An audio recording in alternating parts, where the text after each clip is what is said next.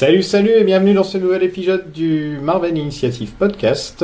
Je suis Sofiane, avec moi Maxime. Salut à tous.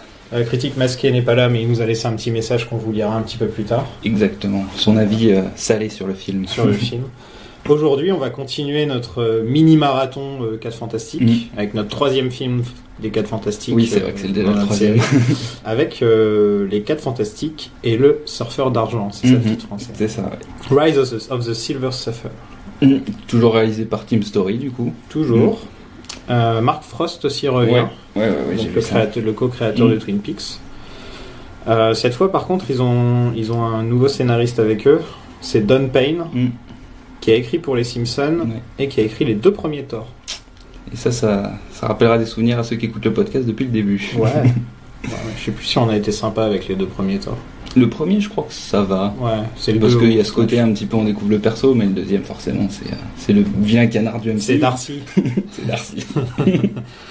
Et ouais, il est décédé depuis, donc c'est pour ça qu'il a un peu arrêté après Thor, vu qu'il est décédé. C'est ça. Et voilà. Et au scénario, il y a aussi John Tourman qui a bossé sur le Hulk de Ang Lee. Encore quelqu'un qui a bossé sur le Hulk de Ang Lee. Ils sont beaucoup. Hein. On en parlera un jour, parce que c'est vrai que quelqu'un nous a demandé. Ça a été demandé. Je sais pas quand. Les films un peu random comme ça de Marvel, on les fera quand on les fera en fait. On les calera entre deux sorties. Le budget est de 130 millions, ce qui est 30 millions de plus que le premier. Ouais. Bah en même temps, il y a quand même plus de. J'ai l'impression qu'il y a plus de. Au niveau effets spéciaux sur la deuxième partie du film, je pense que c'est là que ça a dû passer. Il y a quand même pas mal de. Ah ouais, là, il y a de la d'amplitude. Il y a de la palette. Un petit fun fact, quand ils ont écrit le scénario, le personnage du général Hager, qui est joué par Raymond Holt. Oui, par le Captain Holt de Brooklyn Nine-Nine. C'est André Breuer, c'est ça? André Breuer, ouais. À l'origine, il était écrit pour que ce soit Nick Fury. Ok. Ouais, donc la Fox voulait acheter les droits. Non, pardon. La Fox voulait pas acheter les droits. Oui. Ouais. Donc la Fox était des cheap, quoi, sur le coup. Ils se sont dit, viens, on met Nick Fury dedans, les scénaristes. 2007, en plus, c'est un an avant le premier Iron Man. Ouais. Du coup, c'est vrai que c'est... Ils auraient pas pu acheter. Non, je pense pas. Le projet était déjà parti. Oui, ils étaient déjà lancés avec le MCU. De toute façon, c'était dans les cartons, c'était en préparation avec toute l'écurie Marvel. Bon, rien de spécial sur la production, à part que tout le monde revient, tous les acteurs, même Doom revient. On passe au film ? On passe au film directement. Allez. Hurrah ! Il dure qu'1 heure et demie. Ouais, c'est déjà pas mal. Et comme je te disais juste avant qu'on commence, je trouvais qu'il paraissait plus long que ça quand je le regardais. Il paraît long, mais c'est la façon dont il est construit, je pense qu'il veut ça. Enfin, c'est totalement décousu, il y a plein de parties différentes qui font que ça fait un tout très lourd. Il y a des moments calmes comme ça, alors que tu te dis merde, on est à 10 minutes de la fin du film, pourquoi c'est calme? C'est un gros gloubi-boulga, ce film. Gloubi-boulga. Et du coup, on commence directement sur Galactus. Ouais. Qui dévore une planète. Non, moi j'ai pas noté Galactus, j'ai noté un nuage détruit une planète. Un nuage, une masse nuageuse. Il y a un nuage qui détruit une planète. Ça, c'est pas Galactus, non, d'accord. Non, c'est vrai. C'est très moche. Ouais, c'est bien. Ouais. Même la planète, uniquement la planète sans prendre en compte l'aspect graphique qu'ils ont donné du coup à ce nuage, la planète est... Enfin, ça fait, on dirait à l'époque, je sais pas si tu te souviens sur Google Earth quand tu pouvais aller voir les autres planètes et qu'elles étaient encore toutes pixelisées. Ce genre de délire. Franchement, je l'ai vu il y a pas longtemps le film, il y a quelques heures. J'ai déjà complètement oublié ce qui se passe. Je regarde mes notes et je fais ah ouais tiens c'est vrai. Mais du coup en fait on a le surfeur d'argent qui se barre direct. Ouais, il est direct sur la planète Terre donc on perd pas de temps quoi. On a le générique qui arrive avec le logo des 4 Fantastiques et il arrive directement sur Terre au Japon il me semble. Il congèle la mer à un moment, c'est très moche aussi. Il la freeze enfin c'est bizarre. Il arrive à Los Angeles, ensuite il fait sauter le courant. Il passe un peu partout. On a les pyramides sous la neige qui est un hoax qui revient super souvent sur internet ça. Ah ouais? Ouais, c'est une fake news qui repasse tout le temps. Qui dit regardez... il y a de la neige sur les pyramides. J'ai jamais vu ça. C'est ressorti il y a encore 5-6 mois, je crois. Et en général, ils utilisent même parfois des images de ce film, du coup, même si c'est totalement incompréhensible dans la façon dont c'est positionné avec oui, c'est vrai. Le Sphinx et les 2 pyramides. Ça n'a aucun sens, mais... On retrouve nos 4 frigorifiques. Directement, oui. Il y a un truc que j'ai tout de suite noté, c'est Jessica Alba. Je vais faire un petit mea culpa. Dans l'épisode précédent, je me suis un peu moqué de Jessica Alba et de sa carrière d'actrice. Mais on m'a dit que depuis, elle est devenue presque billionnaire à vendre je sais plus quoi, des trucs. Elle s'est lancée dans le commerce de produits, je l'ai plus en tête, mais c'est un auditeur qui nous l'avait... Ouais, et donc je dis, bon, bravo, voilà, c'est bien, bien pour elle, quoi. Enfin, j'étais... Ouais, justement, je demandais qu'est-ce qu'elle est devenue Jessica Alba, j'ai la réponse, et je fais, alors fais plus de films. Elle est sortie du circuit, t'embête plus, du cinéma hollywoodien. T'embête plus, quoi. Fais-toi de l'argent, c'est bien. Par contre, les lentilles qu'elle porte dans le film. Ouais, il y a des forts. Il s'est passé quoi par rapport au premier ? Parce qu'elle avait pas des lentilles, ça se voyait pas à ce point. Non. Là, c'est vraiment. Mais là, t'as une fille latina qu'on essaie de teindre en blonde et de lui mettre des lentilles bleues parce que le personnage dans les comics est blonde. Et ça fait hyper superficiel, quoi. C'est très. Non, mais puis même c'est un peu bof, quoi. Pourquoi tu castes une actrice latina si c'est pour la rendre blanche, la blanchir, quoi.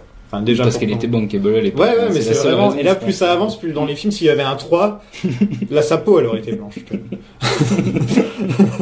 et ouais, donc là, elle a des lentilles bleues, genre des grosses lentilles, et ça se voit que c'est des lentilles. Il me semble avoir repéré 2-3 faux raccords lentilles d'ailleurs pendant le film. Il me semble qu'il y a une scène en milieu de film où elle discute avec Reed. Et elle a les yeux marrons, quoi. Donc, à moins que ça soit mal éclairé ou quoi, mais... On reviendra sur les fautes de raccord de Susan Storm dans le film d'après. Oui. Il y a de quoi dire. On a la chose qui fait des photos, des selfies avec les gamins comme Hulk. Ça m'a fait marrer, ça. De voir que c'était déjà un truc qui a été fait en 2007, quoi. Ouais, alors le monde attend le mariage de Sue. C'est ça, c'est la grosse info, c'est le mariage arrive. Le mariage princier, quoi. Elle s'intéresse qu'au mariage. Et en même temps, il y a du coup des événements qui se passent sur Terre, qui sont relatés dans les médias, en même temps que le mariage. Du coup, c'est vraiment les deux trucs qui sont en opposition.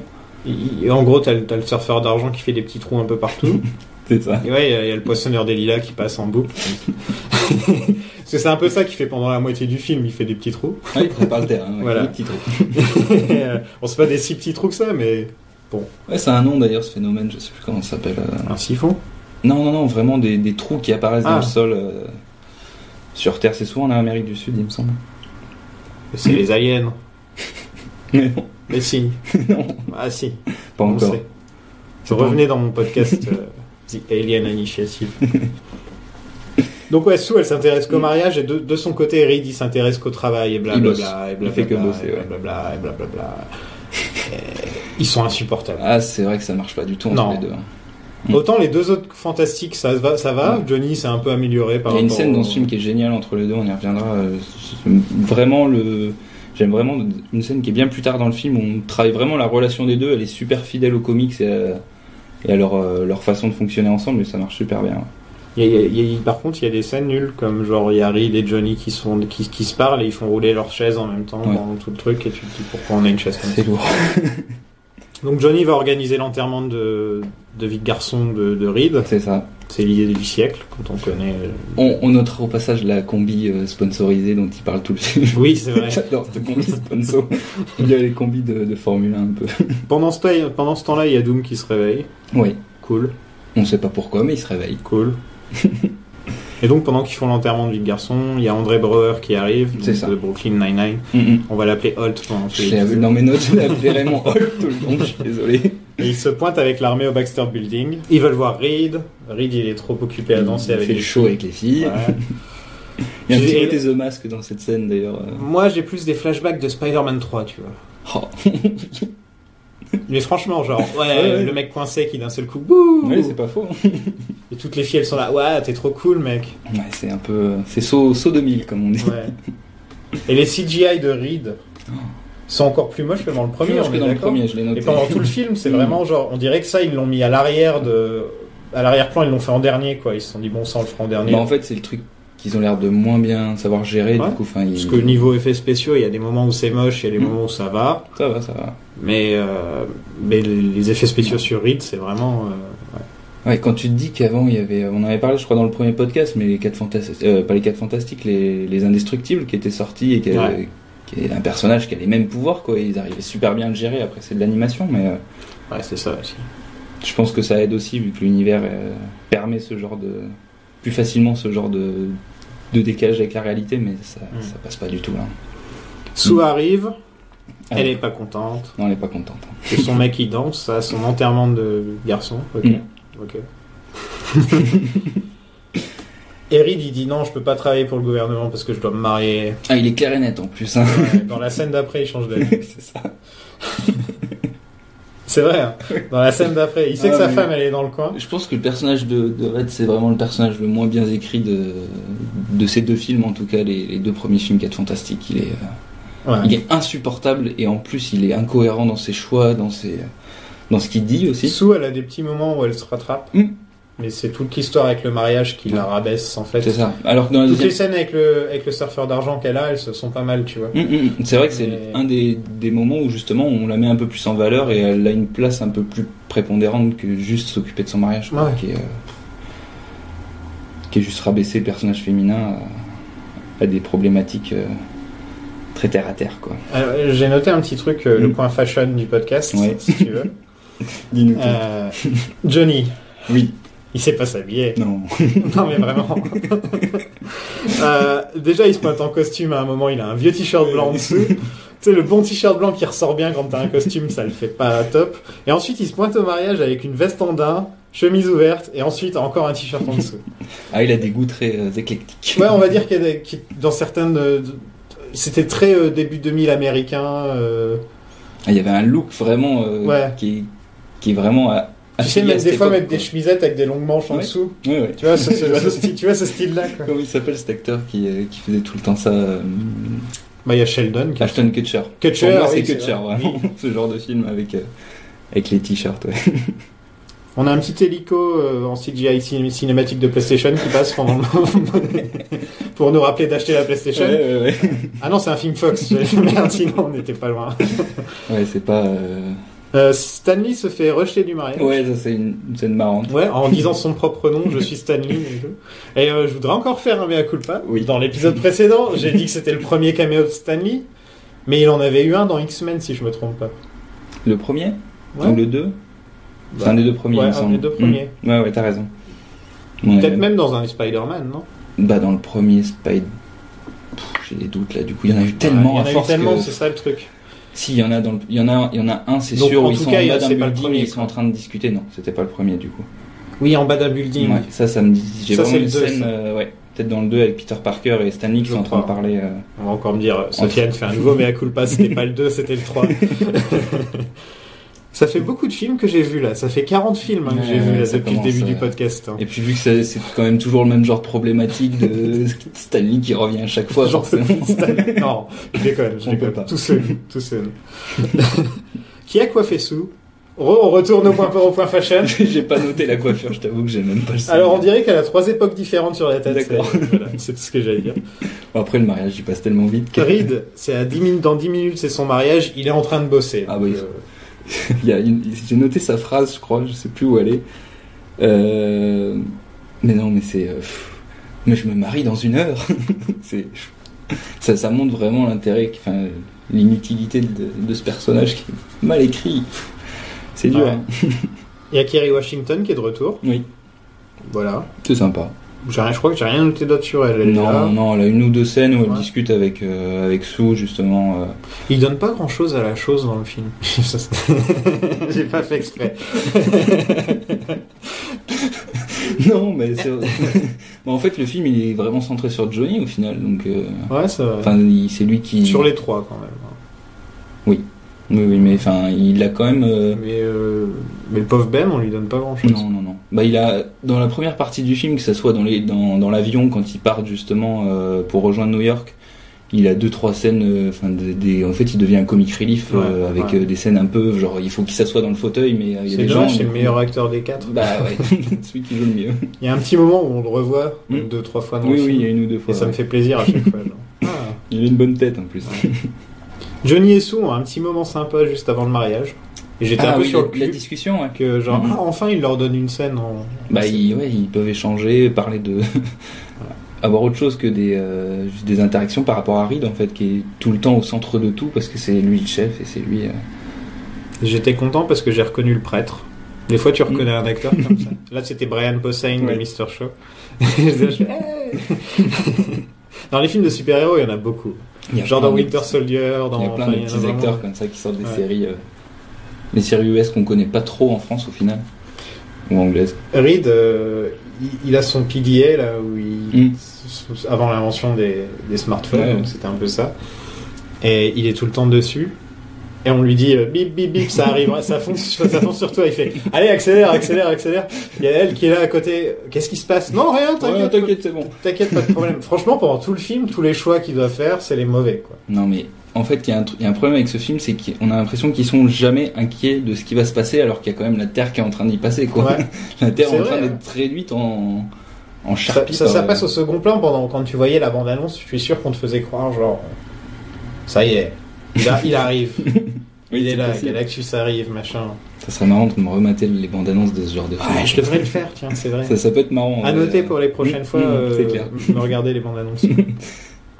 Et voilà le surfeur d'argent. Qui arrive, ouais. Du coup, qui est. T'en penses quoi du look du surfeur d'argent? Bah, il est pas mal, franchement. Pour l'époque, je trouve que c'est plutôt pas mal. En plus, c'est un peu vieilli, mais. Forcément, ouais, mais franchement, je me rappelle à l'époque. En plus, il a un joli casting, que ça soit doublage ou performance capture. Ouais. Parce que c'est Laurence Fishburne qui fait la voix. Ouais, donc Morpheus. Et du coup, c'est Dan Frost. Qui est le roi des pigeons. Non, pas Dan Frost. J'ai plus son nom. Non, John Wick. Roi des pigeons. J'ai toujours pas vu Parabellum d'ailleurs. Je l'ai vu, moi. Là, j'ai bien aimé. Moi, ça m'étonne pas, il a l'air. Ça a l'air plutôt dithyrambique. Et du coup, non, c'est. Comment il s'appelle? J'ai retrouvé son nom, Doug Jones. Qui est un des acteurs fétiches de Del Toro. Ouais, il a fait Abe Sapiens dans les bons Hellboy. Dans les bons Hellboy, et la créature dans Shape of Water. De l'eau, enfin, il est mime, il est contorsionniste. Donc voilà, c'est sa spécialité, ça. Et franchement, et c'est un peu dommage enfin, j'adore Laurence Fishburne, oui. Mais quand tu vois que c'est un tel acteur qu'ils ont pris, autant lui donner la voix. Et quand tu vois dans les films de Del Toro, parce qu'il est dans pas mal, il est même dans Pan aussi. Il est dans le Pan. C'est lui qui fait le truc, la bête avec les yeux dans les. Avec les mains. Je sais plus comment ça s'appelle. Non, moi non plus. Il est aussi dans la nouvelle série Star Trek qui est sur Netflix. Discovery. Ouais, c'est ça. Et c'est un des acteurs fétiches de Del Toro qui le prend quasiment dans tous ses films. Quelle que soit l'importance de son rôle, il y sera. Star Trek, c'est un de ces trucs que je fais toujours semblant de connaître. Moi, j'ai regardé la première série originale, mais à part ça, et un peu Picard, mais parce que. Il paraît que on me dit tout le temps de regarder New Generation et de commencer avec la 3 ou la 4 de niveau des saisons. Mais le problème, c'est que voilà, si je dois avoir une carte pour commencer à savoir quoi regarder. C'est un peu le problème. Donc allez, envoyez-moi des tweets. Après, il y a toujours les films avec l'ordre des trucs. J'aime bien, Cannes est super bien. Et après, il y a eu les nouvelles versions de J.J. Abrams qui sont aussi pour les gens qui veulent s'intéresser à Star Trek. C'est une super bonne porte d'entrée. Les deux premiers réinventent un petit peu. Le premier, en tout cas, je trouve que c'est une bonne porte d'entrée pour découvrir au moins l'univers. Le 3 est le meilleur des 3, de mon point de vue. Parce que c'est une vraie aventure. C'est des super idées, je trouve. Je vais peut-être me prendre des trucs dans la tronche à dire ça. Écoute, on a le droit de penser ce qu'on veut aussi. YOLO.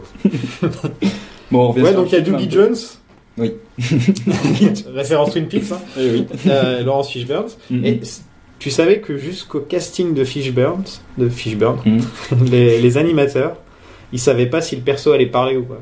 Genre ils lui ont dit au fait c'est un personnage très taiseux dans les comics, il parle très peu. On a souvent des cases justement où c'est plus introspectif et ça aurait été dommage dans un film en fait où t'as besoin qu'il parle, mais oui.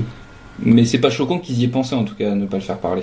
C'est comme il y a plein de, je me dis tout le temps ce serait bien un film Zelda. Et après je me dis Link qui devrait parler et ça gâche un peu tout le truc, tu vois. Tu perds un peu la magie de ce que t'as sur le.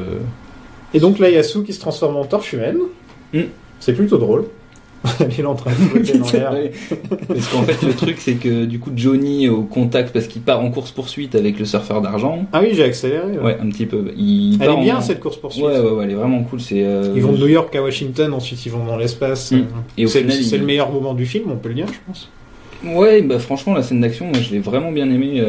Il finit au pied d'un chameau dans le désert. Ouais, je crois que c'est peut-être Et ils l'ont vendu cette scène, je me rappelle, c'était dans la bande-annonce. Elle est aussi dans une chanson dont on parlera. Et du coup, donc en fait, on comprend que Johnny, au contact du surfeur d'argent, peut switcher ses pouvoirs avec les autres. Et du coup, il part ça donne les meilleurs moments de rôle du film. C'est une dynamique qui est assez sympa et qui donne... c'est un peu original en plus, parce qu'au cinéma, on n'avait pas encore vu ça. J'ai pas d'autres exemples sous le nez après, mais... de switch de pouvoir et même ça. Dans Marvel, on ne l'a pas encore vu. Non. Pourtant, c'est un truc qui est souvent utilisé, le switch de pouvoir. Bizarre. À part chez les X-Men, bien sûr, où c'est un des pouvoirs... Donc Johnny disparaît. Sue, elle se transforme en torche humaine. Ben et Johnny, ils échangent aussi. Donc on revoit Michael Chiklis pendant un petit moment.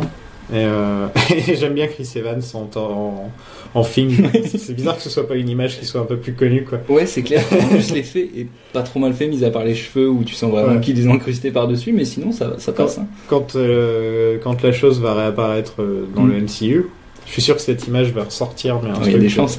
Il y a des chances. Et Reed et Sue décident qu'ils veulent arrêter ensuite. Après tout ça, et j'ai envie de dire tant mieux. Dégagez. Cassez-vous, laissez faire Ben et Johnny. Ben et Johnny, ça fait une bonne équipe, franchement, en duo sur une moto. Avec le sidecar. Il y a un truc qui est intéressant aussi, c'est un petit peu avant, c'est quand le Silver Surfer, du coup, il quitte la Terre et il demande à... Ça montre vraiment toute la complexité du perso. Il dit à Galactus abrège les souffrances. Alors, je sais pas s'il s'adresse à lui directement, mais en tout cas il parle à une entité qu'on ne connaît pas encore. Il dit abrège les souffrances de cette planète. Un nuage, avec une ombre qui ressemble à Galactus. On y reviendra. Doom va voir le surfeur parce que Doom il est comme ça. Oui. Il a réussi en 3 minutes. T'es sur ma planète. À le griller. Il veut faire une alliance. Il fait un peu pitié. Parce qu'en plus, il a pas son masque et tout, donc il fait un peu... D'ailleurs, il n'y a pas vraiment d'explication. Il enlève son masque parce qu'il en a marre. Ouais, voilà, c'est ça. Et il se réveille, il a besoin d'air. Il se prend une rouste. Oui.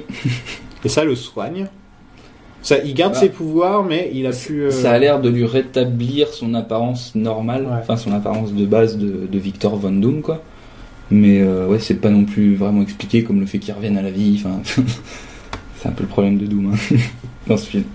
Doom, en plus, il y a une petite déception, c'est que dans le film précédent, il réapparaît, il allait au Latveria, donc il y avait un peu toute cette histoire, on se disait, là on le voit un peu au début qu'il a des moyens. Il y a même un panneau écrit Latveria où tu le vois qu'il est dans un espèce de... dans son château, en fait. Ouais, mais c'est pas expliqué, il y a rien autour de ça. Ils ont vraiment pas creusé ça. Ouais. Ils étaient vraiment intéressés par le surfeur d'argent. Ouais, bon, tant mieux, parce que ce Doom-là... Et du coup...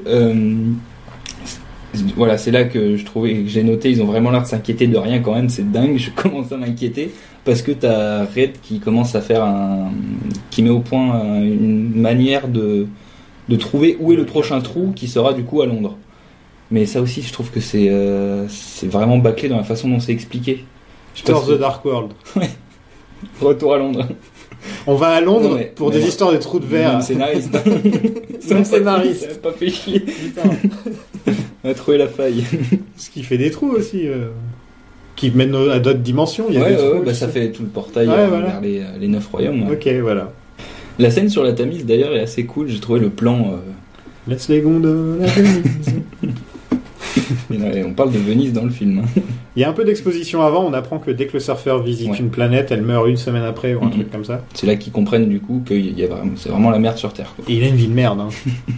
Mais il est forcé. T'imagines dès que tu vas en vacances c'est Pompéi. C'est le carnage. T'es tranquille, en Guadeloupe, la soufrière se réveille et tout. Partout où tu vas, il y a un nouveau truc. Ça expliquerait le réchauffement climatique. Est-ce que ça serait créer un compte YouTube. Donc le surfeur est à Londres. Et je l'ai appelé le foreur d'argent. Foreur d'argent. Pas mal. Je l'avais oublié. Il sauve le London Eye. Ouais. Mais bon, c'est un peu à l'arrache. Sachant que t'as quasiment aucun plan de loin, tu capte rien de ce qui se passe, tu vois que il fait cramer le truc pour la recoller, comme dans les films, mais vraiment il la soude et ça tient parfaitement, limite ça pourrait repartir à l'Iron Man presque. C'est vrai qu'Iron Man il fait ça aussi. Ouais, mais lui c'est un peu plus laser, quoi. Il a un laser. Puis après c'est des nanotechnologies, il peut construire de la matière quoi. Ouais, donc Johnny fait une connerie, il échange ses pouvoirs avec Ray sans faire exprès. Il y a plus d'eau dans la Tamise. Et le plan franchement je trouve que ça fait c'est une image assez marquante de ce film. Tu sais, de ce espèce de... Tu l'as trouvé moche. Non, je l'avais oublié jusqu'à maintenant. Ouais, mais je sais pas, ça me fait penser à toute cette imagerie de films catastrophes. Et à Londres, c'est pas une ville qu'on voit si souvent que ça. En tout cas, vraiment, genre... Tous les films de Roland Emmerich et tout, les trucs comme ça, quoi. Bah, c'est plus Paris. Enfin, ouais, c'est Michael Bay aussi. Ils aiment bien Paris. Paris, ils font un peu tout le... Ils font souvent à Londres aussi, quand même.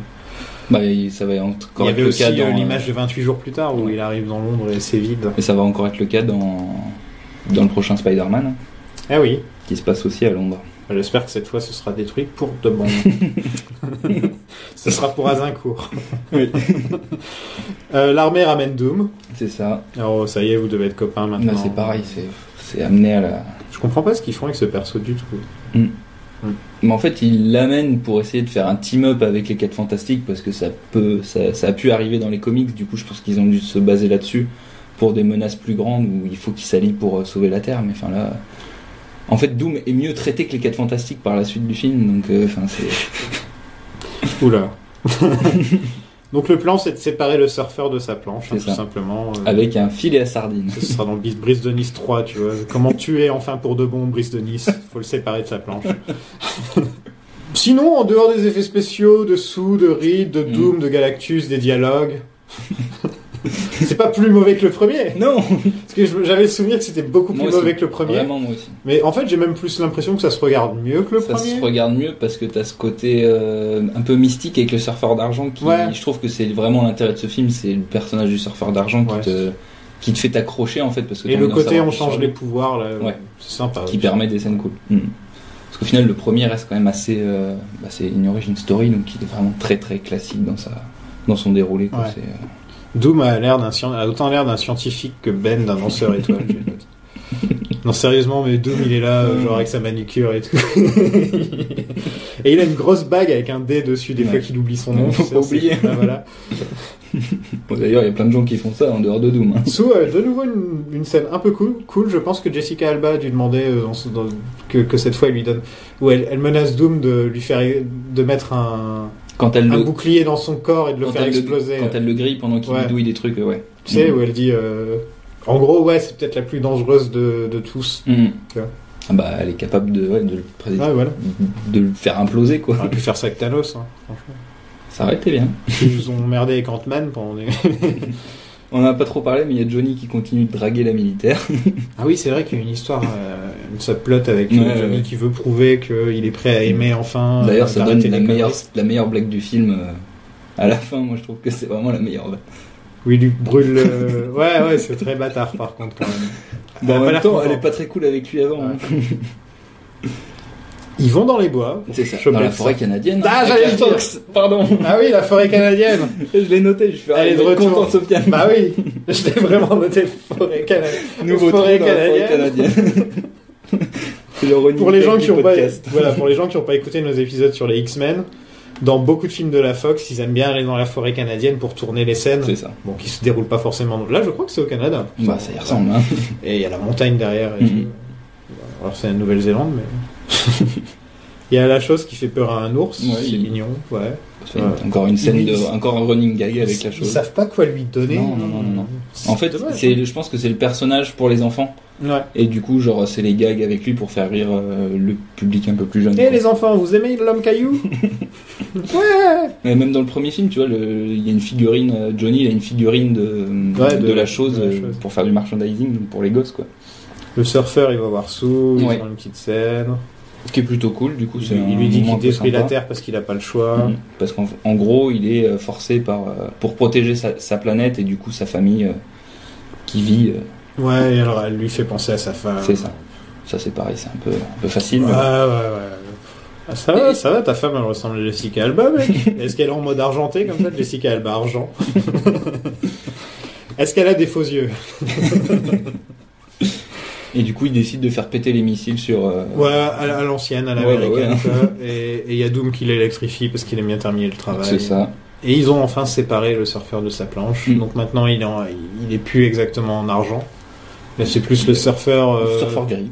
Le surfeur rouillé, on va dire. Surfeur rouillé.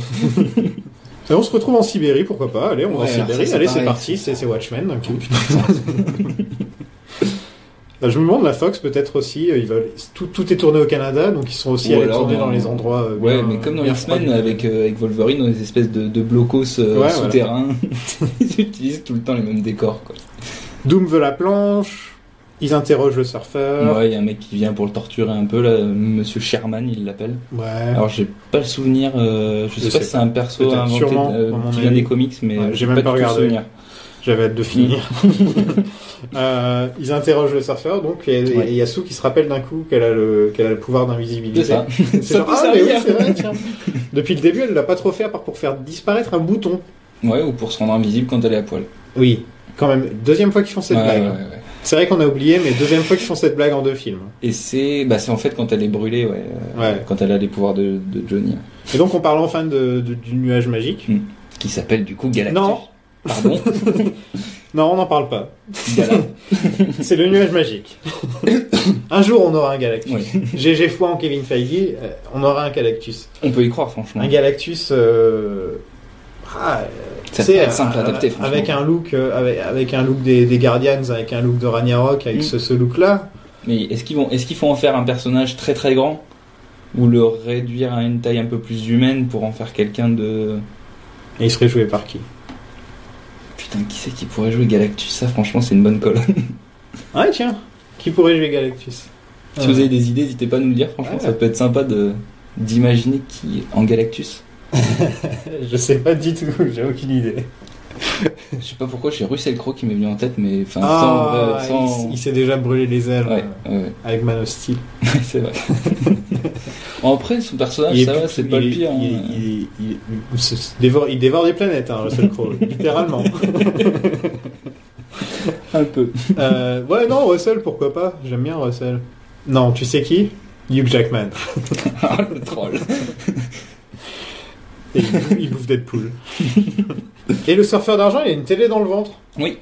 C'est pratique.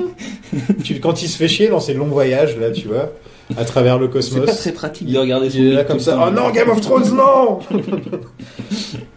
Non, mais peut-être il le fait. Tu sais, il se met en mode Michael Jackson comme ça, penché Michael Jackson. Et ça réfléchit sur le. Après, il peut peut-être faire un miroir, avec le surf. Il fait miroir avec le surf. On est en train de partir loin, tellement le film est intéressant. Et donc on voit l'ombre d'un casque qui ressemble à un truc sur Saturne. Mais non, en fait c'est une feinte parce que c'est un nuage géant. C'est vrai. Franchement, si vous connaissez Galactus dans les comics, c'est regardez juste, chercher une photo de Galactus c'est pas du tout ça, quoi. Et vous allez me dire comment est-ce qu'ils vont faire ça au cinéma? Eh bah oui. Mais c'est là où justement on peut aller un peu plus loin dans le ciné en proposant un truc qui puisse, vraiment en termes de proportion et de. Ils ont réussi à faire Ego. Ouais. Et même. Pas vraiment, ils l'ont fait sans le faire, mais quand même à un moment c'est une planète avec un visage dans le film. Et même dans. Je vais retrouver, c'est dans Doctor Strange avec Dormammu. Où il y a un petit peu cet esprit aussi, vraiment esprit cosmique, interdimensionnel, super, dehors de nos proportions d'humains, quoi. Sinon, il y a aussi dans Apocalypse, quand Apocalypse il devient un peu plus grand.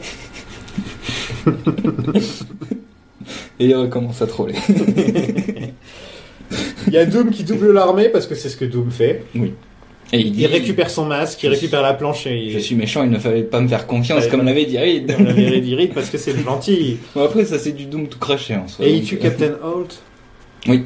Ah, il prend cher d'ailleurs. Il est cramé à moitié, il lui manque un bras et tout. Et donc Doom, voilà, Doom sur une planche. Et il devient tout noir le surf. Ouais. Au contact de Doom. Parce qu'il est méchant. Oui. Là, il y a la Fantastic Car qui arrive. Ah oui. Qui avait été un peu teasé au début. La voiture des années 60 des comics, qui est vraiment kitschouille. Et que là, ils ont réussi à t'améliorer tout en faisant un placement de produit. Pour Dodge, au passage. Bien sûr. Voilà. Et donc, ils vont tous dans la Fantastic Car, à part Johnny, parce que Johnny peut voler. Oui, il aime bien voler. Voilà. Et en plus, elle peut se détacher. Ouais, ça fait un petit truc. Il n'y a pas de toit, genre, en gros, un sniper en 2 secondes, il te tue. Mais elle est bien, ouais. Oui. Il est con, Reed, ou quoi? Et j'aime bien là parce quand ils sont dans le véhicule, il y a Ben qui fait un topo sur leur situation. Elle est pourrie. Genre vraiment, ils se rendent compte qu'ils sont au bout du bout, quoi. On apprend le vrai nom du surfeur. Norrin Radd. Norrin Radd, ouais. Il y a une bagarre au-dessus de muraille de Chine avec Doom. Ils sont passés, au final, oui. Pendant tout le film, ils font ça. Et tu te dis, bon, encore quand c'est les deux qui volent vite. Tu te dis encore, peut-être, ça peut aller. Ils ont un pouvoir. Mais quand c'est juste la Fantastica, tu te prends toutes les mouches dans la tronche. Sérieux, mais il n'y a même pas. Il n'y a rien. Ouais, et du coup, ils arrivent en Chine ils passent la muraille de Chine et ils arrivent dans une ville, je sais même pas si c'est nommé. Ils sont en Chine parce que dans la scène, à la fin, ils sont au Japon pour se marier. Oui, faut pas confondre, c'est vrai. Et donc, je suis en train de me demander s'ils ont atterri au Japon ou s'ils ont... Ils passent la muraille de Chine, le décor fait vraiment Chine. Je connais pas l'écriture et tout, moi non plus. Nul. Je ferai un mea culpa dans le prochain épisode. Et après un espèce de tourbillon, du coup, il se crache dans une ville asiatique, on va dire. Toujours un drôle de nuage, je sais pas trop ce que c'est. C'est même pas expliqué pendant le film, ni rien. Non, pas donné de nom, ni rien. Non. Johnny récupère les pouvoirs de tout le monde. Ouais. Et c'est marrant, j'avais fait une blague dans l'épisode d'avant qu'il se transformait en Captain Planet pour rigoler. Hein. Tu vois. Et là, c'est Captain Planet. Putain, j'ai même pas fait exprès, je me rappelais pas du tout de ça. J'avais complètement zappé aussi. Ouais. J'avais cette image de lui en mettant un énorme coup de poing en mode Luffy, tu sais, en mode One Piece, mais j'ai complètement zappé. Je crois que Johnny, c'est le personnage qui avait le mieux marché au niveau des jeunes et des trucs comme ça. Ouais, et puis... Parce que le look du personnage qui se transforme, il est cool. Oui, c'est clair. Quand t'es gamin et ado, tu vois le look, il se transforme en flamme. Pour les années 2000, c'était pas ridicule en termes d'effets spéciaux et tout, même si des fois sur le visage, quand il est vraiment de près en flamme, tu vois vraiment que c'est juste 2 points un peu plus clairs pour faire les yeux. Ouais, ça fait un peu effet spécial. Mais en soi, c'est ça. Mais en soi, l'effet flamme est pas dégueu. Et puis, justement, là, il y a des CGI moches. Voilà, ça commence. Quand il a les pouvoirs, c'est le budget. Ils avaient plus rien là. Là, ou alors ils ont trop donné. Ils sont peut-être dit viens, on sort les 4 Fantastiques de 94 histoire de se faire un peu d'argent, histoire de pouvoir payer la fin de ce film, tu vois. Et donc Doom il est KO. Là c'est le rush final cette fin de film. Ouais. D'ailleurs rush final, on a rushé l'épisode, ça va être un des épisodes les plus courts de l'histoire du podcast. Ah ouais. C'est pas grave. On fera un épisode bien plus long sur le prochain 4 Fantastiques. Oh oui. Il y aura beaucoup plus de choses à dire, c'est vrai. Hein. Et j'ai production. Oui. Ah bah oui, non, mais là c'est. On peut en faire un film. Hein. Ouais.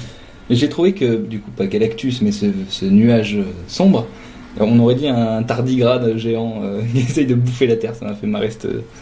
T'as des plans, tu sais, où. Ah oui, les trucs. J'aime pas ça. Me fais pas penser à ça. Pardon.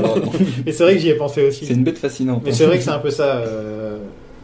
C'est fascinant, ouais. C'est pas des trucs qui peuvent survivre à une explosion nucléaire. Ouais. Ça peut survivre à tout, ça peut vivre dans l'espace, température glaciale, ça peut tout faire. Tardigrade en vacances. Tardigrade à la mer. Sue, elle se sacrifie entre deux. Oui. On a oublié de le dire. Parce que Doom lui envoie sur... Oui, il lui fait un coup de javelot. Un coup de javelot comme dans Game of Thrones. Ouais. Et c'est Sue qui prend à la place de... C'est la place de qui d'ailleurs? Elle prend Elle protège le surfeur. Elle protège le surfeur, c'est ça. Parce qu'elle l'aime bien. Et du coup, t'as Johnny qui fout une raclée au... Ouais. Il faut une raclée à Doom. Le surfeur... Il y a Morpheus qui décide de foncer dans le nuage. Il se sacrifie. Et badabim, badaboum. D'un seul coup, pouf, elle disparaît. Il n'y a plus rien. Ça disparaît d'un coup. Ça m'a fait penser l'étoile noire dans Star Wars quand elle explose. Je crois que c'est la première version où ça faisait vraiment il n'y avait aucune... Après, il faut un espèce de faisceau de lumière. Donc qu'est-ce qu'on pense de cette bagarre Franchement... C'est tout ce qu'on voudrait si on lit un comics. Ouais, c'est ça. Au niveau comics, ça va, quoi. L'histoire est plutôt... On s'était un peu moqué du premier, mais là, à ce niveau-là, ils sont allés comics à fond. Il y a la Fantastica, il y a Doom sur la planche. T'as l'impression de lire une fanfiction. Hein. Non, mais en termes de délire comics, ils sont vraiment... juste Galactus qu'ils ont merdé vraiment, quoi. Mais... Ouais. Après, je me dis qu'en 2007, il n'y avait pas autant... en termes d'adaptation, en tout cas, de films de super-héros, il n'y avait pas autant cet engouement. Du coup, je pense pas qu'ils pouvaient se permettre d'aller autant à fond et de proposer un truc. Enfin, pour eux, c'était plus... le vrai intérêt de ce film, c'était le Silver Surfer, et par-dessus, du coup, cette espèce de menace... un nuage, quoi. Un nuage. Un nuage cosmique. On espère que ce sera pas un nuage dans le MCU, mais je pense qu'ils ont compris leur leçon. Je pense franchement. C'est un peu comme... J'ai l'impression que Galactus, on aura l'effet Deadpool. Tu sais, la version était tellement pourrie la première fois qu'ils sont obligés de la réussir la deuxième. Ou sinon, ils le font pas, quoi. tu vois. Mais moi, franchement, je serais pas étonné que ça soit pas le prochain gros bad guy du MCU, si en tout cas il y a un gros bad guy qui arrive comme il utilisait Thanos, même si je pense que ça serait un peu fait différemment, mais je suis pas sûr que ce soit Galactus qu'on aura en premier, parce que ça reste quand même très dur à adapter. Ouais, du coup, il y a le délire des Eternals qui risque du coup de vraiment bien introduire le côté cosmique et peut-être des pistes vers Galactus ou vers d'autres... Et les Inhumans? Ouais. N'en parlons pas, s'il te plaît. N'en parlons plus. Non. Sue et Reed font un mariage au Japon avec une bonne petite appropriation culturelle des familles. Bien comme on les aime de nos jours, quand on les voit, on fait Mouah. C'est là que tu sens que le film a vraiment vieilli, quoi. Et là, Johnny, il fait un peu un gros virage parce que c'était un bon mec pendant tout le film, et là, il crame le truc. Et... franchement, cette vanne, je l'ai trouvée vraiment très très drôle, quand même. Je sais pas, moi ça m'a bien fait marrer. Surtout avec la réplique de Ben qui lui dit fais gaffe, et ça va être pour toi. Ça finit comme ça, quoi. Oui, clairement. Non, il y a quand même. Ils font le 4. Le 4 dans le ciel avec les. C'est mignon. Et donc adieu les 4 fantastiques. On ne vous reverra plus jamais. C'est ça. On a presque une scène post-générique au final dans ce film. Ah ouais? Bah oui, parce qu'en fait, toi t'as vraiment coupé. Ah oui, j'ai coupé. C'était fini. Je crois que le nom du réalisateur, c'était même pas affiché que j'avais déjà appuyé sur pause. Bah en gros, t'as 2-3 panneaux de générique. Et du coup, le surfeur d'argent repart dans l'espace. Je me casse. C'est ça. Ok. C'est bien. Et du coup, vu que t'as coupé aussi très tôt, t'as raté cette musique pour ceux qui ont revu le film pour le podcast. Ouais, du coup, il y a une chanson pourrie, on peut le dire. Hein. En gros, c'est pour ceux qui ont regardé le film pour le podcast en français. Donc dans la version VF, il y a une chanson qui démarre du coup sur le générique de fin, qui est interprétée par Olkinry. Oh, Olkinry. Et feat Mima Mendy. La chanson s'appelle Heroes. Olkinry, c'est du old school. Ah bah oui, c'est années 2000 quoi. Et du coup, c'est un duo mec-meuf des années 2000 à R&B à fond qui reprend un petit peu les thèmes du film. Putain, franchement, c'est une petite pépite à découvrir. Je vais la mettre à la fin de l'épisode comme ça. Et du coup, c'est la chanson qui a été choisie pour la version française du film.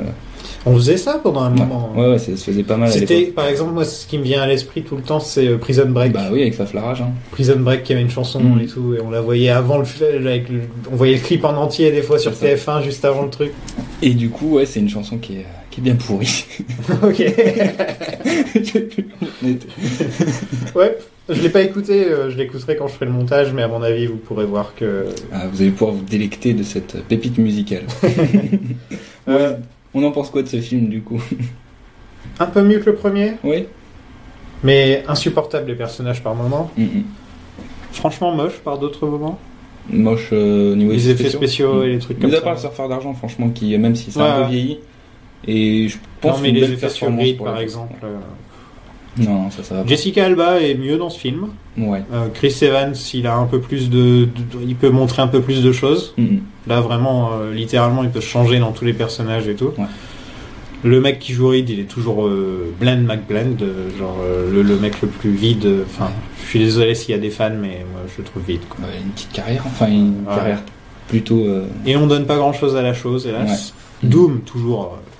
Alors là, je sais pas ce qu'ils essaient de faire avec Doom. C'est genre, alors là, je comprends pas. Je sais pas, ils essaient d'en faire une sorte de playboy méchant de James Bond, sans vraiment expliquer rien autour de lui à part qu'il est méchant. Il se pointe de temps en temps en disant je suis méchant. Ouais, bah c'est du monolithique. Il ressemble à un méchant de tu sais, de Sailor Moon et des trucs comme ça. Ouais, c'est ça. Hein. C'est unilatéral et graou, je suis le méchant quoi. J'aime bien le surfeur. Ouais. On lui a pas donné grand chose non plus. Non, il a pas grand chose, mais même ses interactions avec Sue, elles sont pas mal. En fait, sa problématique est hyper intéressante, je trouve. C'est un personnage que tu as envie de connaître plus, et au final, c'est la seule adaptation qu'on ait lu au ciné, quoi. Ouais, pour l'instant. C'est dingue, hein. Ça m'étonnerait pas. Parce que c'est quand même un personnage. Il apparaisse avant les 4 Fantastiques, parce que c'est vraiment un personnage clé, quoi. Et en plus, il est ultra populaire dans l'univers des comics, en tout cas chez les fans. C'est un personnage qui a toujours été apprécié. Et même aujourd'hui, il a une série de comics qui est sortie, enfin, il y a 1 an ou 2, j'arrêtais pas de voir qu'il faut lire le surfeur d'argent et tout, où il se promène avec une fille sur son truc. Oui. J'arrêtais pas de voir ça. Et ouais, faudrait que je le lise un jour. Ouais. Du coup, on vous partage l'avis de Critique Masqué. Ouais, allez. Alors, je vous le lis texto, parce que là, c'est vraiment du Critique Masqué. Clairement, pour les producteurs, l'adolescent attardé ciblé par le premier est maintenant en couple avec une fille et va l'emmener voir ce film. On a l'impression d'un film d'action mélangé à une comédie romantique toute mielleuse. Quand le Silver Surfer est identifié, ça gagne un peu en intérêt, donc ça c'est un peu ce qu'on disait aussi. Mais les pseudo-conflits avec l'armée qui font revenir Fatalis, c'est forcé et inintéressant. La dynamique de groupe fait plus famille que dans le précédent. Moi je suis pas trop d'accord, mis à part justement, j'en ai pas parlé, mais une scène avec Johnny et Ben quand ils sont dans un bar. Ils parlent tous les deux et il y a des super interactions entre eux deux sur la façon dont ils... Tu te rappelles de cette scène? Je te sens perdu dans ton regard. Ouais. On va dire oui. Mais du coup, ce côté famille un peu décomposée, recomposée, une famille dysfonctionnelle comme on dit, fonctionne pas mal. Mais du coup, qu'est-ce qu'il nous dit d'autre? Je vais descendre tuer le mec qui a une alarme sur sa voiture. Ah mais j'avais pas capté, putain. J'étais dedans moi. On notera que par exemple cette fameuse famille réussit ce coup-ci à gagner non pas en collaborant mais en donnant tout leur pouvoir à un seul mec. Au symbolisme politique. C'est vrai. Politiquement, c'est un peu... Après, il nous rejoint sur le surfeur d'argent en disant qu'il est plutôt convaincant, que le maquillage fonctionne bien et que les CGI sont assez corrects pour l'époque. Après, dans les bastons, surtout la finale, j'y vois un peu un prototype de Man of Steel. Dans ce côté... Destruction. Ouais, ou tu sais, ils sont dans les airs, ils sont les uns après les autres, ils se frappent dans les airs, ça part dans tous les sens, autour des buildings. Donc Dragon Ball, quoi, si on va parler. C'était eux les premiers. Hein. Et Galactus, c'est un putain de nuage impersonnel, cette décision est improbable. Von Doom is back, mais pourquoi? À vous de répondre. C'est pour ça qu'il ne mérite pas le titre de Galactus pour moi. Non, c'est un nuage, voilà. Donc, pourtant, il est nommé comme ça dans le film. Mais en plus, ils auraient presque pu s'en passer. C'est comme Deadpool, je l'appelle Barakapool à chaque fois, parce qu'il me fait penser au personnage de Mortal Kombat avec ses lames. Dans X-Men Origins. Oui. Ouais. On a fait le tour ? Ouais. On va passer à l'après-podcast où on aime bien parler des trucs. 2-3 petites infos autour de Marvel et des comics. Johnny, this is Dolce.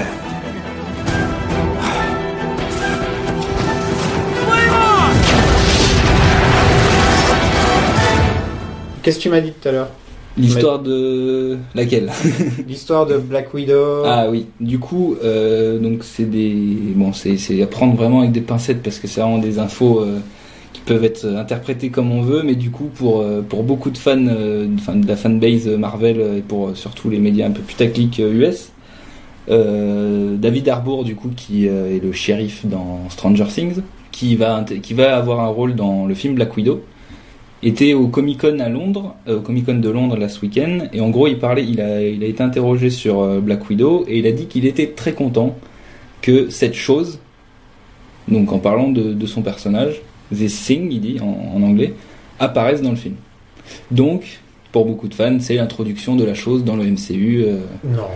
Donc c'est vraiment une info un peu con, mais vu qu'on est sur le podcast. Des quêtes fantastiques. Ouais. Je trouvais ça marrant comme info qui sortent aujourd'hui, quoi. Mais c'est vraiment ridicule, quoi. J'aimerais bien savoir déjà un peu plus sur le film Black Widow. À quelle époque ça se passe Là aussi, il y a des rumeurs là-dessus, mais c'est pareil, on peut pas.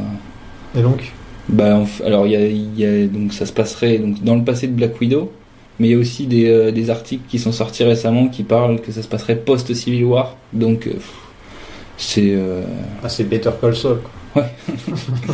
Donc pour le moment autant attendre et voir ce que ça donne quand on aura plus d'infos. De toute façon ça va tomber dans l'été, il va y avoir Je suis un peu triste qu'il sorte que maintenant ce film. Ouais non mais ça c'est la tristesse. C'est un gros gâchis, quoi. Ouais c'est clair. Mais de toute façon on aura grave l'occasion d'en reparler pendant l'été parce qu'il va y avoir beaucoup d'annonces de Marvel. J'ai oublié un truc. J'ai oublié de dire le box-office de ce film dont on vient de parler. Oui.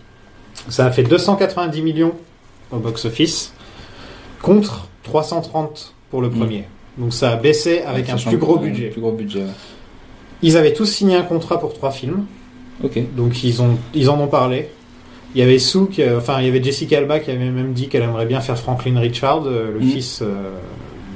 Ça veut dire qu'on aurait fait un gros saut dans le temps, alors qu'il y aurait une histoire de voyage dans le temps. Et au final, non, parce que le film n'a pas assez bien fonctionné pour qu'il y ait une trilogie. Et du coup, moi, il y a une question que je voulais te poser, parce que j'ai vu ça un peu traîner, des infos là-dessus, en cherchant des infos du coup sur les 4 Fantastiques et le Surfeur d'Argent. Pour le 3e film, il parlait d'introduire du coup le personnage de Black Panther, interprété par Jim Hounsou. Ah ouais? Oui, J'avais pas vu passer ça. Après, j'ai pas trouvé de vraies sources fiables, donc c'est pour ça que je j'ai demandais. Non, j'ai vu qu'il parlait des Inhumans. Ok. Justement. Pourquoi pas. Du coup, Jim Hounsou aurait encore fait un personnage, qui aurait été un de ses premiers personnages de comics, parce qu'il en a fait un paquet depuis. Cette année, on l'a vu dans Captain Marvel, Shazam, et dans. Il était dans Captain Marvel. Ouais, il faisait un des cris. Parlons des petites rumeurs qu'il y a autour de Deadpool. Ouais, c'est clair. Deadpool, on parle de lui pour faire une série, peut-être. Enfin, les rumeurs, c'est que Disney a pris Deadpool à part dans tous les trucs qu'ils ont. Et ils ont dit, lui, il faut qu'on le garde parce que c'est une valeur sûre. C'est une valeur sûre, quoi. C'est une poule aux œufs d'or. C'est vrai que ça marche très bien. Poule aux œufs d'or. Ouais. Spider-Man et Deadpool au niveau du look. Tu sais, ils ont pas de visage, ils ont pas. Ils ont un look comme ça que tu reconnais tout de suite. Il fonctionne. Que les ados adorent, que voilà, les enfants ils aiment Spider-Man, puis ils grandissent pour aimer Deadpool. C'est ça. C'est la suite logique. Et ensuite ils se disent non, en fait j'aime Captain America comme tout le monde. Après ils partent chez DC. Parce que c'est plus dark. C'est dark.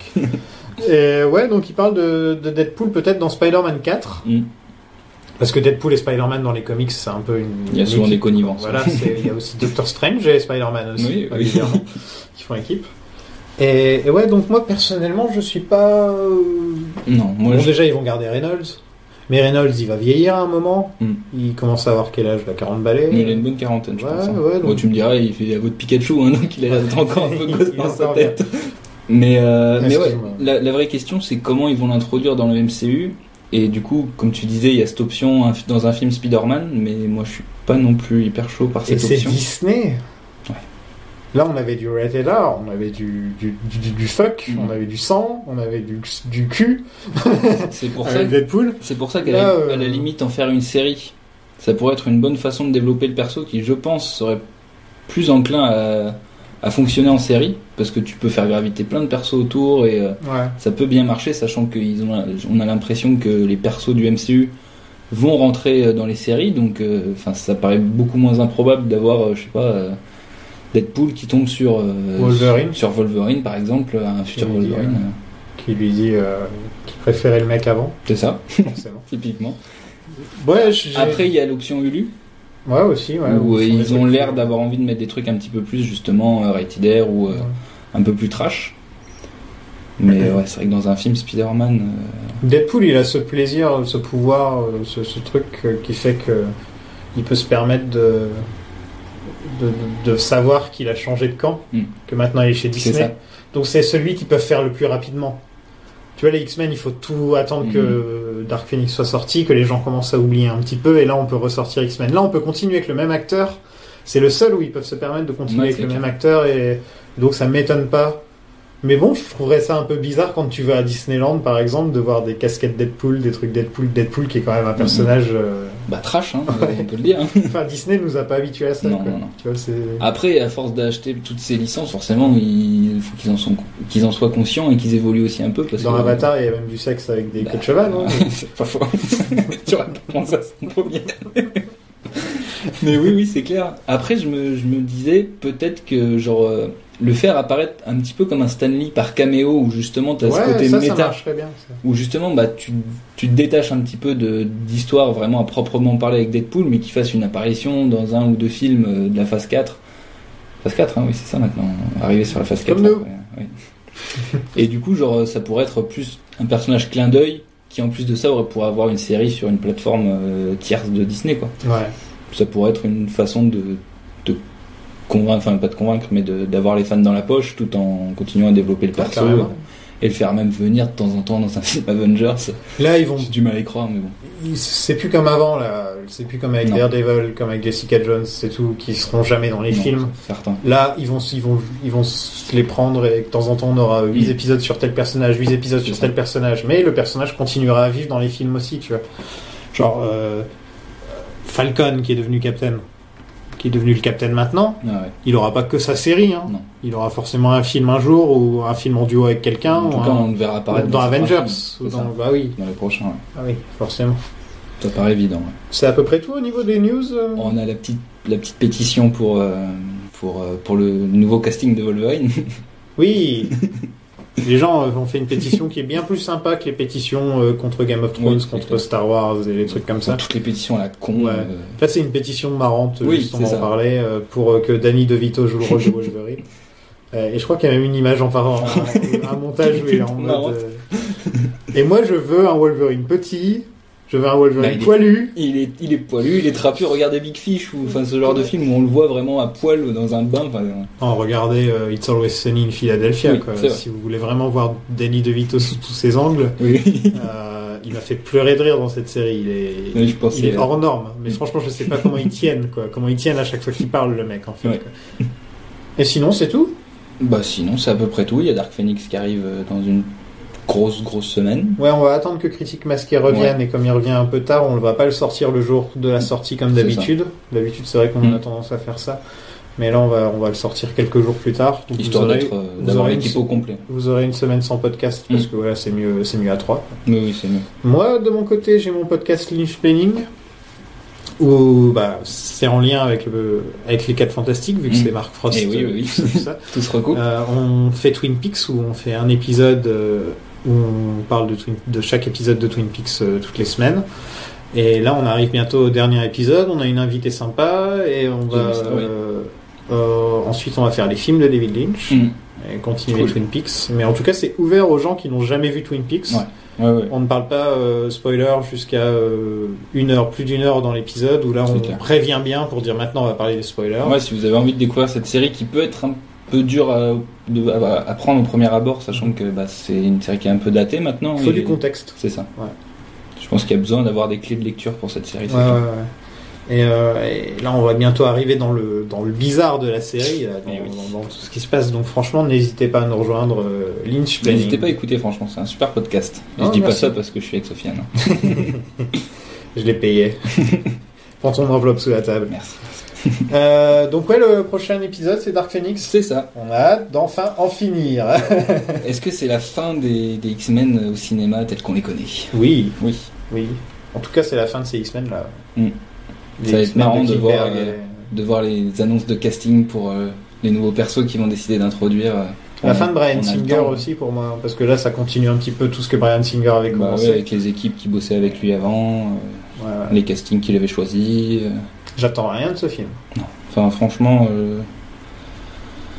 ça a l'air... pour avoir eu quelques échos, parce qu'il y a eu des projections de quelques parties du film, mais apparemment c'est bof. C'est dans la lignée de ce qui a été fait dans les autres, en fait, et c'est du même acabit, et donc si vous aimez bien, vous allez vous y plaire, mais sinon, n'en attendez pas plus que ce que ça promet, quoi. Ouais. À la prochaine. Salut à tous. Salut.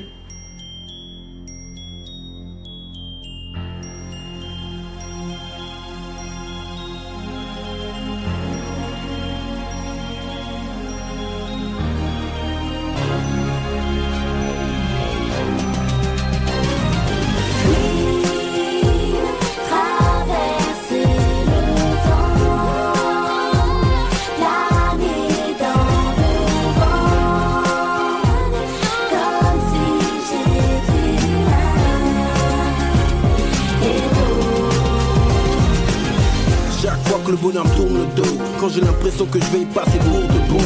Quand le moral est à zéro, je noircis mes pages et je rêve de m'évader du haut du 15e étage. De planer comme un oiseau au-dessus de la ville. D'un seul bond pouvoir passer au-dessus de la grille. Embrasser le ciel, tutoyer les anges. Sans croiser le fer, pouvoir nettoyer le danger.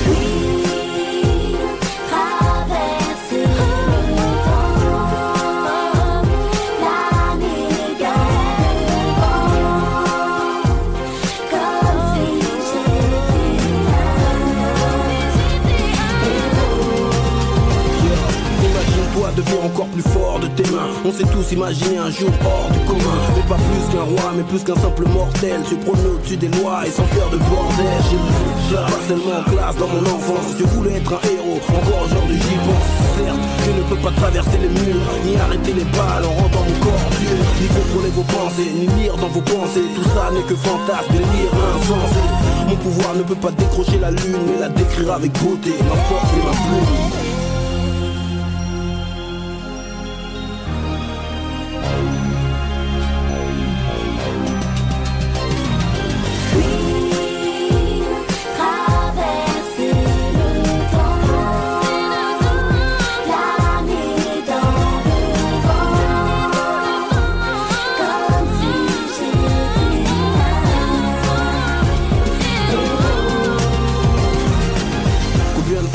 d'arrêter le temps, de retourner en arrière, détourner le vent, pour me conseiller moi-même, de me lever de ce banc. Dis-moi combien de fois même j'ai rêvé de ce temps, le pouvoir de tout voir, sortir du trou noir, le destin dans le couloir, ne battra pas le vouloir. Avant que mon âme ne se brise comme de la porcelaine, mon cœur explose et se brûle comme la torche humaine. Je n'ai jamais dit non, je vais toujours de l'avant.